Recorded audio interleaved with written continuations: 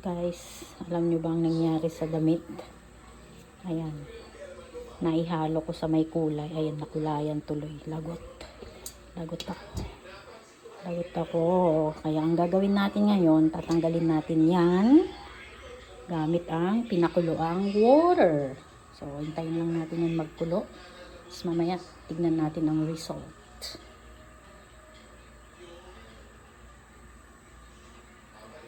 Ayan na, kumukulo na siya. Ilalagay na natin ang ating lulutuing damit. Ayan. Ayan na siya. Kailangan yan pakuluan. Pakuluan talaga siya hanggang mawala yung color. Tignan natin kung totoo yung hack na nakita natin sa YouTube din. Sa YouTube din natin kinopya yun. Tignan natin kung totoo. To see is to believe, di ba?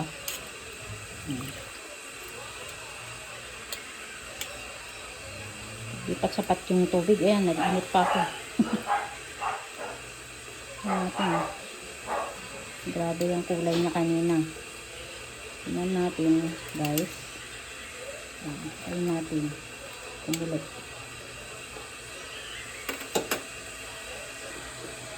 Ayan. Kumukulo na siya.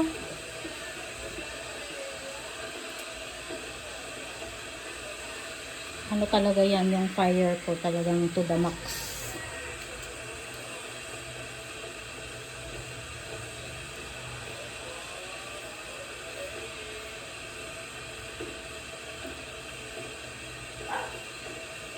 Nakikita mo yung tubig, nag-iiba yung tubig.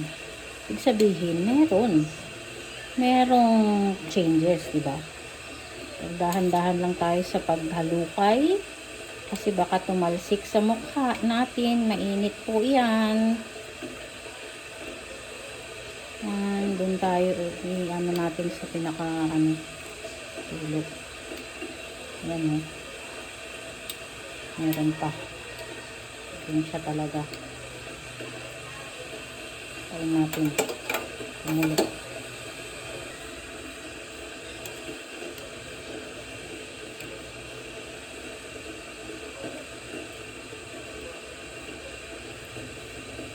Tingnan natin kung nagbago na. Doon pa din siya, guys.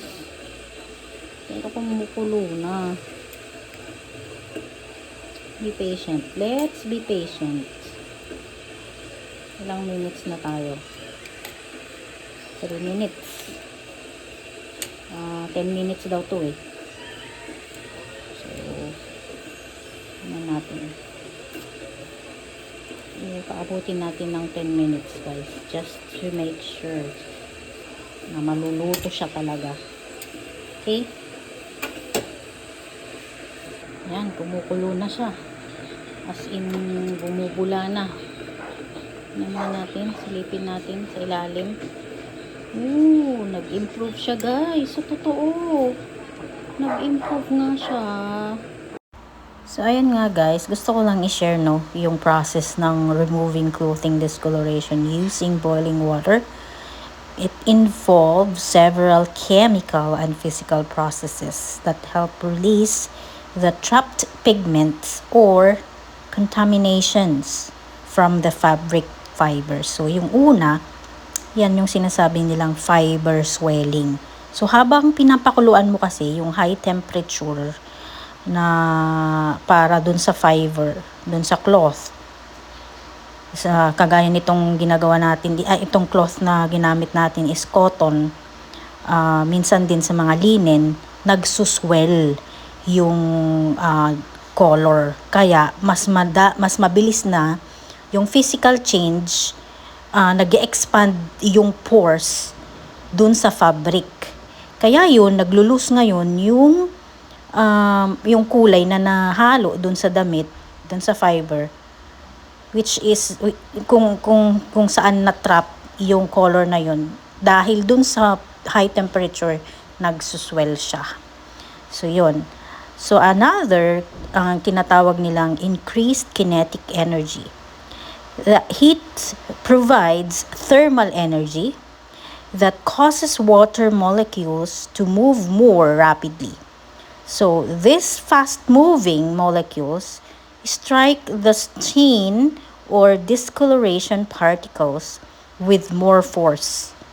Yun ay tinatawag na blasting. Nagbablast yung color na nawawala siya dun sa fabric. Another is chemical bond breaking. So ito naman na yung chemical reaction.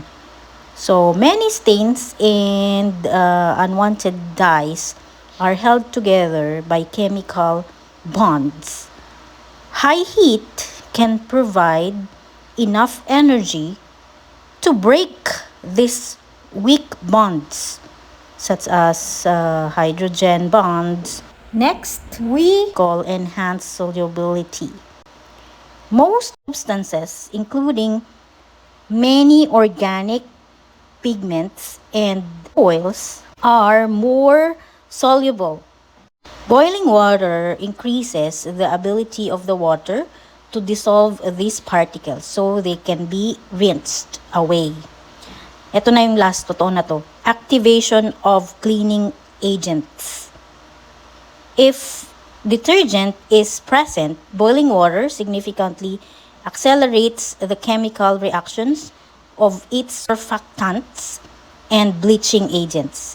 This makes the cleaning process much faster and more effective than it would be at room temperature. Yun guys ha, FYI yun. Na-research ko lang yun sa Google. Haha. Isa oh. Kita nyo yung kulay. Hindi ganyan yung kanina. Grabe talaga yung violet nun, yung dumikit.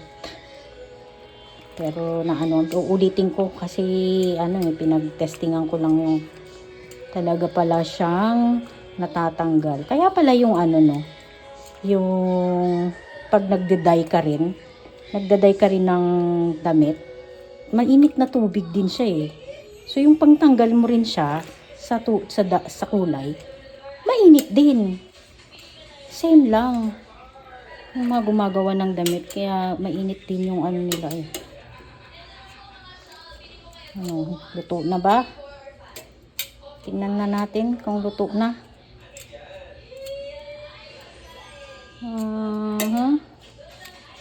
Kunti na lang, maluluto na. Kunti na lang guys. We are done. Papatayin ko na guys. Pero hindi pa rin talaga natatanggal eh. Paano kaya? Matindi talaga itong sakwelya. Ano ba, epic fail ba itong experiment natin? Pero kailangan lang siguro patagalin. Sige, patagalin muna natin.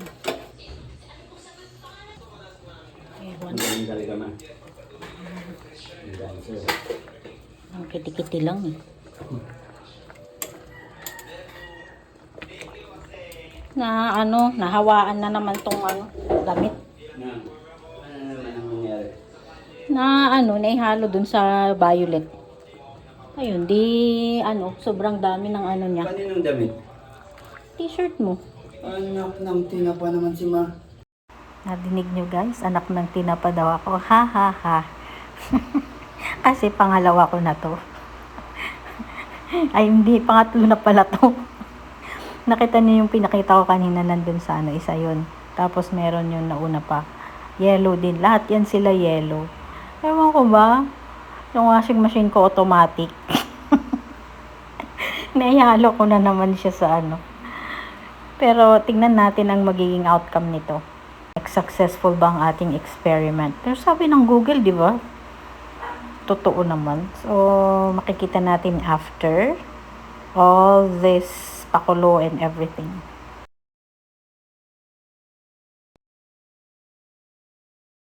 So, yung ating video is only 10 minutes. In reality, guys, umabot ako ng siguro mga 15 minutes sa pagpapakulo.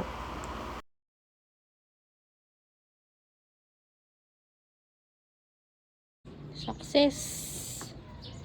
Nawala. ang mancha. So that ends our video. Thank you very much for watching, guys. Please don't forget to subscribe to my channel, Mahali Life Vlogs. See you on my next vlog. Bye!